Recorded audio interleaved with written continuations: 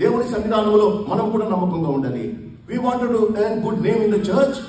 ప్రభు అంటాడు మోషేతో, నా ఇంటిలో నమ్మకమైన వాడు. క్రీస్తు నందు ప్రేమైన వాళ్ళను బాగా గమనించండి.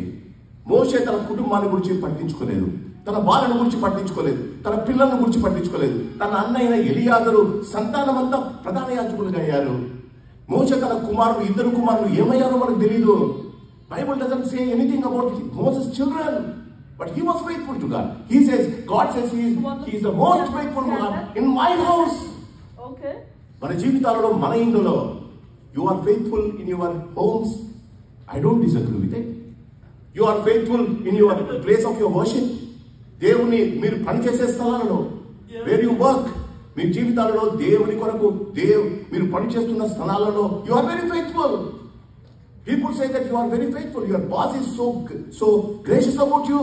ఆయన మిమ్మల్ని లైక్ చేస్తాడు ఎందుకంటే మీరు you are very faithful. But the question is, God says here, ఆయన నా ఇల్లంతటిలో నమ్మకమైన వాడు. ఏంటండి ఆయన ఇల్లు? దేవుని ఇల్లు ఏంటండి?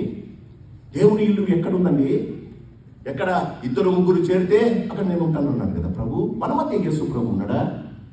మనం కూడుతున్న సమావేశాలలో, మనం కూడుతున్న సంఘం అని పిలుస్తున్న ఈ యొక్క సంఘాలలో యేసు ప్రభు ఉన్నాడా?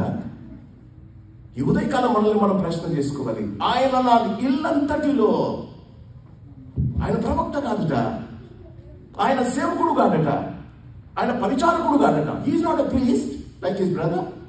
He's not a prophet like Miriam. Who is he then? Moshe ఎందుకంటే ఆయన ఇల్లంతటిలో నమ్మకమైన వాడు? క్రీస్తు నందు ప్రియమైన వాళ్ళని గమనిద్దాం. మన జీవితాల్లో గాడ్ ఈస్ వాచింగ్ అస్. దేవుడు ప్రతినిత్యం మనల్ని గమనిస్తూ ఉంటాడు. నేను ఏమై ఉన్నానో ఆయనకు బాగా. మన హృదయం 135వ కీర్తనలో అంటాడు, నేను అగాధ జలములలో పడి ఉన్నా, నువ్వు నన్ను చూస్తున్నావు. ఆకాశానికి ఎక్కిపోయినా నీ కళ్ళు నన్ను చూస్తున్నాయి. ఈ ఉదయకాలం కూర్చున్న ప్రతి వారి హృదయాలలో దేవుడు గమనిస్తూ ఉన్నాడు. What we are, God knows it. He watches us.